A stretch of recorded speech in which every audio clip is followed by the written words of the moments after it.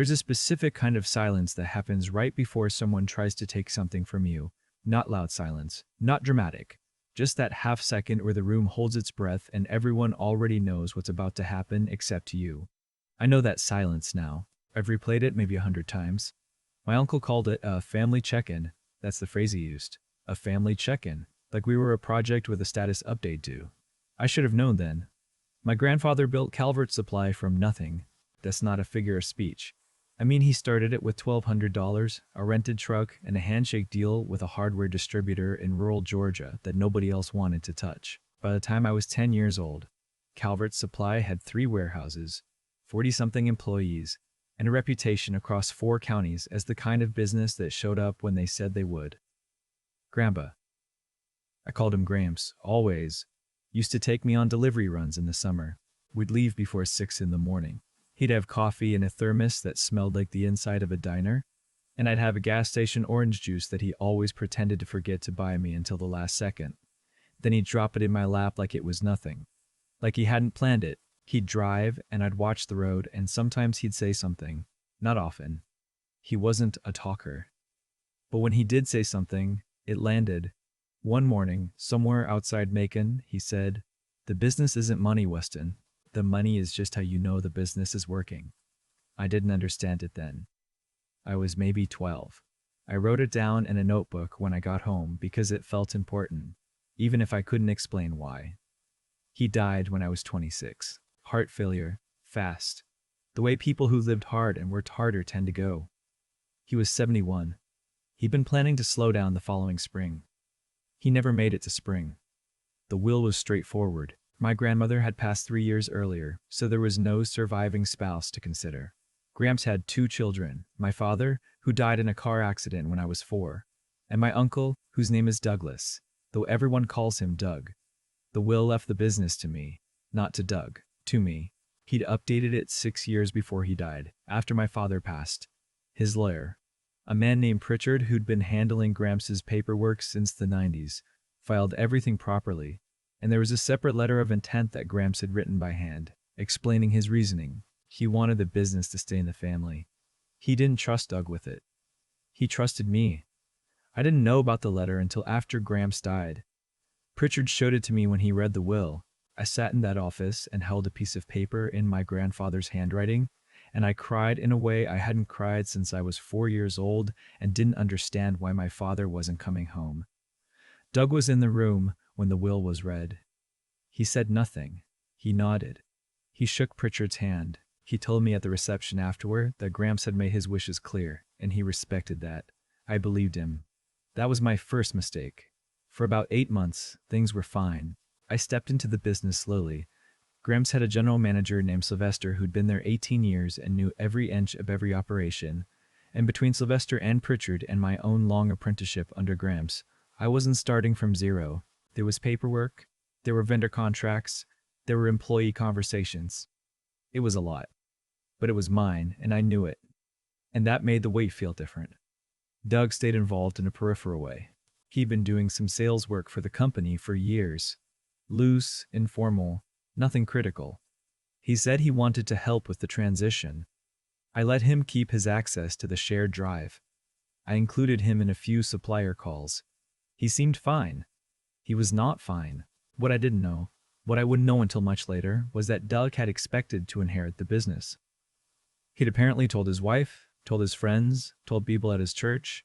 He'd been mentally counting on it, and when the will was read and the business went to me instead, something in him shifted in a way that didn't show on the outside. The first sign I missed was small. A vendor reached out to me in February, 7 months after Gramps died, asking to confirm a change in our billing address. I hadn't changed our billing address. I told them that, and they sent me a screenshot of an email that had been sent from the company's general accounts address, an address Doug still had access to, requesting the update. I called Doug. He said it was a mistake. He said he'd been trying to help organize the accounts and must have hit the wrong button. He apologized. He sounded embarrassed. I changed his access level, limited him to read only on the shared drive. He didn't push back. I should have pushed further. I didn't. The call came on a Thursday in April. Doug, calling from his cell. Casual voice. The voice he used when he wanted something to sound like it wasn't a big deal. Hey Weston, I was thinking we should get together, do a proper family check-in. Haven't had a real sit-down since the funeral. Patrice is coming down from Savannah. Patrice is our cousin Doug's niece from his first marriage, someone I'd seen maybe 4 times in my adult life, and I thought it would be nice to get everyone in the same room. Talk about how things are going. Nothing formal. Nothing formal. 2 weeks later, I drove to Doug's house on a Saturday morning. His wife, Renata, had made coffee, and there was a tray of pastries from a bakery box on the kitchen table. Patrice was there, sitting in the corner by the window with her hands folded, and sitting on the couch. 3 people I had never seen before in my life were 2 men in suits and a woman with a legal pad. Not family. Lawyers. I stood in the doorway for a moment. The room was very quiet. Renata did meet my eyes. Patrice didn't move. Doug stood up from his armchair and smiled like this was the most natural thing in the world. Glad you could make it, he said. I counted the people in the room. I counted again. Doug, I said. Who are these people? The woman with the legal pad introduced herself as a probate attorney. One of the men was a financial consultant. The other was something called an estate mediator, a term I'd heard of but never encountered in practice. Doug sat back down. He crossed one leg over the other, very relaxed, and explained that he'd been doing some research. He said he had concerns about the validity of Grams's will. He said there were questions about Grams's mental state in the years before he died, and that he'd found documentation, his word, documentation, suggesting that Grams had been unduly influenced in the updating of his will. He said he thought the fair thing, the family thing, would be to revisit the distribution of the business. He slid a folder across the coffee table toward me. I didn't touch it. I looked at him for a long moment. He was 54 years old. He'd spent his whole adult life in and out of the orbit of something his father built, never quite committing, never quite leaving. And now he was sitting in his living room with hired lawyers on a Saturday morning, trying to convince me that my grandfather hadn't meant what he wrote. I want you to hear me out, Doug said. Before you react, just hear me out. I sat down. Not because I was considering it, because I'd learned something the week before that Doug didn't know I knew. I need to back up. The billing address thing had bothered me more than I let on, not because of what it was, one changed line in a vendor form, but because of what it could be. I talked to Pritchard about it in March, 2 weeks after it happened. Pritchard is 67 years old and has the energy of someone who has seen everything and is no longer impressed by any of it. He listened to me explain the billing address change, and he looked at me over his glasses and said, "Pull your accounts receivable for the last 6 months, all of it, every line." I pulled it. What I found took me about 3 days to fully understand, over the course of 8 months, starting within weeks of Grams's death. Money had been moving out of a Calvert Supply subsidiary account in small amounts. 43 separate transactions. Nothing large enough to trigger an automatic flag. Nothing obvious unless you were looking at the full picture at once, which nobody had been, because the person who'd been managing that account's reporting was Doug. 43 transactions. A total of just under $60,000.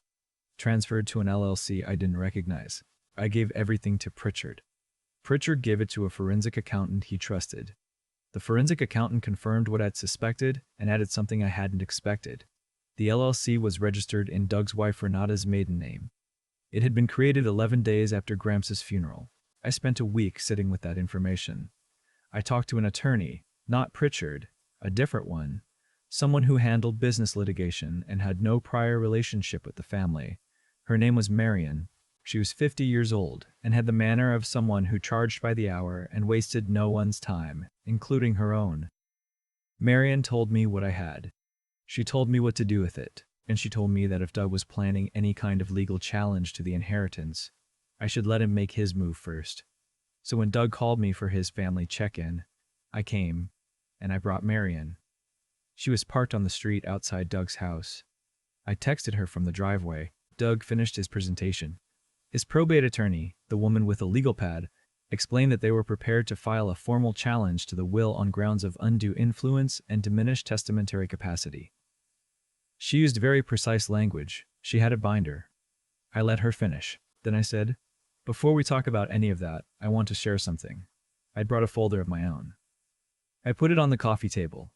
"Those are bank records," I said. from a Calvert Supply subsidiary account.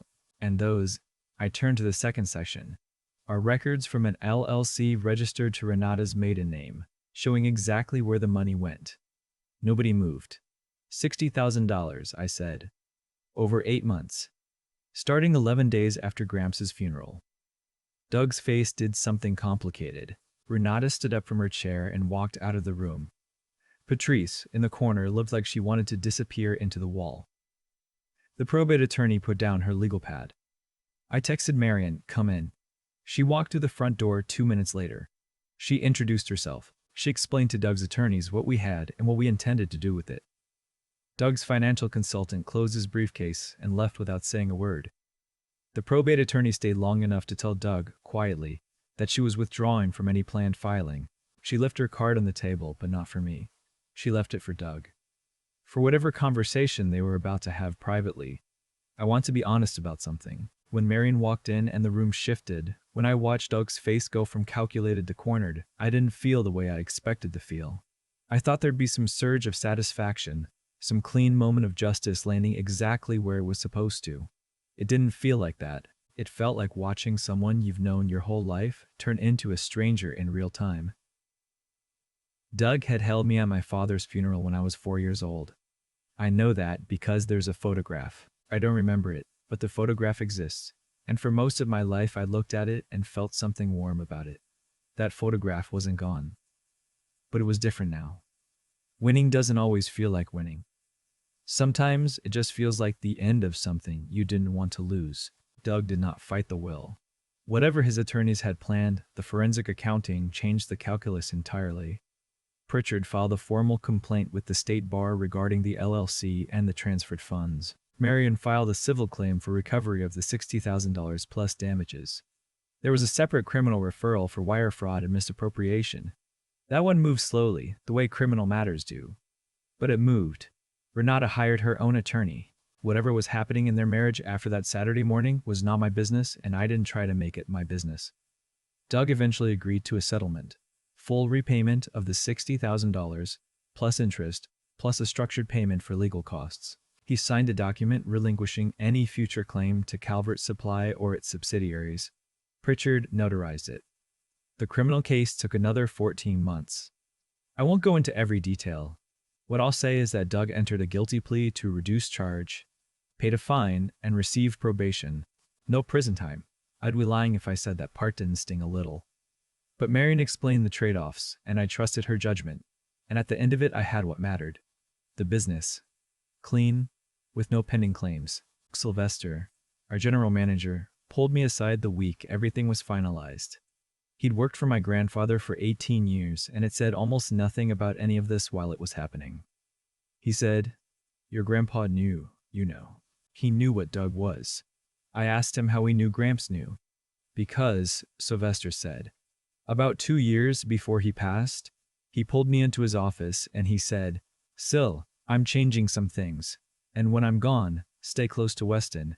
He didn't explain more than that. He didn't need to." I thought about the letter of intent, the handwritten one that Gramps had filed with Pritchard, the one that explained his reasoning. I went home that night and I read it again. He'd written, "Weston understands that the business is people and relationships and something that outlasts any one person. Douglas has always seen it as something to be gotten. Those are different things and only one of them can lead." He'd known. He'd always known. I sat with that for a long time. There are a few things I changed after everything was settled. I changed the company's account structure, cleaner separation, tighter controls, Sylvester and I as dual approvals on anything above $5,000. I changed the registered address for all corporate filings to a P.O. box, not the warehouse, not because I was hiding, but because a physical address on a public document is an invitation, and I'd learned something about invitations. I also called Patrice. She'd sat in that corner at Doug's house and said nothing, and for a while I wasn't sure what to make of that. When I finally reached her, she was quiet for a moment and then she said, "I didn't know what was going to happen in there." He told me it was a family meeting. He told me he just wanted everyone together. I believed her. Maybe that's naive, but she sounded like someone who'd also been used as a prop, and I didn't have any evidence to the contrary. We had a real conversation, first one in years. She asked about the business. I told her about Gramps' philosophy, about the business being people, not money. She said she wished she'd known him better. I said I did too. Calvert Supply just finished its best quarters since before Gramps died. We signed a new distribution agreement with a mid-sized contractor network that Sylvester had been cultivating for 2 years. We hired 4 people. We were looking at a 4th warehouse. I still do delivery runs sometimes, not because I have to. There are people whose job that is now, but because I remember being 12 years old in the passenger seat of my grandfather's truck, watching the road go by, waiting for him to say something worth writing down. I'm not sure what I'm waiting for now. Maybe nothing. Maybe I'm just trying to stay close to the thing he built long enough to understand why he trusted me with it. He said the business wasn't money. The money is just how you know it's working. I think I understand it now. It took a Saturday morning in my uncle's living room. 3 lawyers, $60,000 in stolen funds, and 14 months of litigation. But I understand it. The business is people. And some people show you exactly who they are when they think they have leverage over you. All you have to do is let them show you, and be ready when they do. I've thought a lot about what my grandfather actually gave me. Not the business, the other thing. The thing he must have spent years deciding. He chose me knowing Doug would be in the room when the will was read. He chose me knowing what that choice would eventually set in motion, and he didn't warn me. He didn't sit me down and say, "Watch your uncle." He just wrote a letter, filed it with Pritchard, and trusted that I would figure it out when the time came. That used to feel like a burden. Now, I think it was the most respectful thing he ever did for me. There's something I've come to believe, not because anyone told me, but because I lived through it, that the way a person responds to not getting what they want reveals something permanent about their character. Doug had years to build something of his own. He had relationships, skills, opportunity. He chose instead to wait for something to tick. And when it didn't come to him the way he'd imagined, he didn't grieve it or accept it. He manufactured a plan. He started moving money 11 days after his father's funeral. 11 days. I don't say that to be cruel. I say it because that timeline tells you everything about where Doug's mind was while the rest of us were still processing loss. The choices were already made. The LLC was already being formed. Whatever grief he had, if any, it ran parallel to a very deliberate calculation. And here's what I know about that kind of calculation. It always leaves a trail. Not because people are careless. Doug wasn't careless. He was actually fairly methodical. But because decisions made from that place carry a certain logic that eventually folds back on itself. He needed access to stay open, so he kept access open. He needed transactions to stay small, so they stayed small. But small and consistent over 8 months still adds up to $60,000. And $60,000 across 43 transactions is exactly the kind of pattern a forensic accountant is trained to find. He built his own case against himself. I just had to be paying attention. That's the part that matters most to me now, more than the settlement or the criminal plea or the signed document relinquishing any future claim. The part that matters is that I was paying attention, not because I suspected him from the start. I didn't, not really. But because something small felt wrong and I didn't talk myself out of that feeling. I called Pritchard. Pritchard said pull the accounts. I pulled the accounts. 3 thumbs up. Real intelligence, the kind that actually protects you, isn't always about knowing things. Sometimes it's just about not ignoring this small wrong feeling when it shows up. Most people override it. They tell themselves they're being paranoid, or that confronting it would be uncomfortable, or that the person they'd have to suspect is someone they love. I understand all of those reasons. I almost talked myself out of it too, but the thing Gramps understood about me, the thing he wrote in that letter, that I see the business as people and relationships rather than something to be gotten. I think that same quality is what made me follow the thread. I wasn't chasing money. I was trying to understand what had happened to something my grandfather trusted me with. That's a different motivation, and it leads to different decisions. Sylvester told me Gramps had said to stay close to me. I think about that a lot. A man who built something over decades, who watched his own son grow into someone he couldn't trust with it, who then watched his grandson from a distance and decided that this one was different. That kind of judgment doesn't come from nowhere. It comes from paying attention over a long period of time. He paid attention to me. I tried to pay attention to what he built. That's the whole story, really. Everything else is just paperwork.